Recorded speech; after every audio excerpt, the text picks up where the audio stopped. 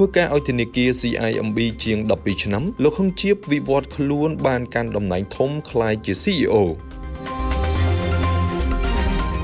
នៅថ្ងៃទី1ខែមេសាឆ្នាំ2025នេះធនាគារ CIMB PLC ប្រកាសអំពីការតែងតាំងលោកហុងជៀបជាប្រធាននាយកប្រតិបត្តិថ្មីដោយត្រូវបានបន្តតំណែងបន្ទាប់ពីលោកប៊ុនយិនសម្រេចចូលនិវត្តន៍ពីតួនាទីរបស់លោកហុងជៀបឡើងកាន់មុខតំណែងថ្មីជាមួយនឹងចំណេះដឹងជ្រៅជ្រះនិងបទពិសោធន៍ការងារជាច្រើនឆ្នាំក្នុងវិស័យធនាគារនៃប្រទេសកម្ពុជាលោកបានចូលបម្រើការងារនិងដើរតួនាទីយ៉ាងសំខាន់ក្នុងធនាគារ CIMB ចាប់តាំងពីឆ្នាំ2013មកម្ល៉េះក្នុងមុខតំណែងជានាយកគ្រប់គ្រងហានិភ័យរបស់ធនាគារCIMB អស់រយៈពេល5ឆ្នាំហើយក្រោយមកត្រូវបានតែងតាំងជានាយកសេវាកម្មហិរញ្ញវត្ថុពាណិជ្ជកម្មក្នុងឆ្នាំ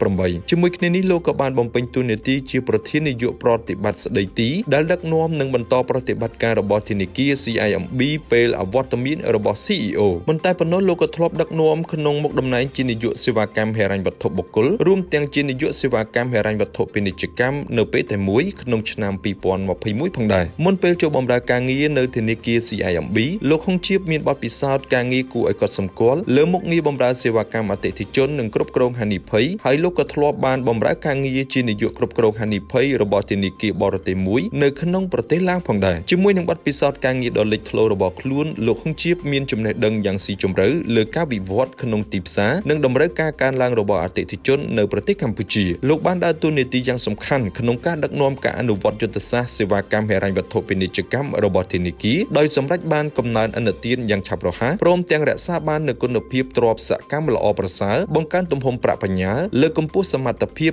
និងផលិតភាពនៃក្រុមការងាររួមទាំងបង្កើនប្រាក់ចំណេញនិងភាពរីកចម្រើនសម្រាប់ធនាគារទាំងមូលផងដែរសូមជម្រាបផងដែរថាក្រោយពីមានការចូលនិវត្តន៍លើមុខតំណែងជាប្រធាននាយកប្រតិបត្តិលោកប៊ុនយិននៅតែបន្តបំពេញមុខងារក្នុងក្រុមប្រឹក្សាភិបាលរបស់ធនាគារ CIMB ក្នុងនាមជាអភិបាលមិនឯករាជ្យ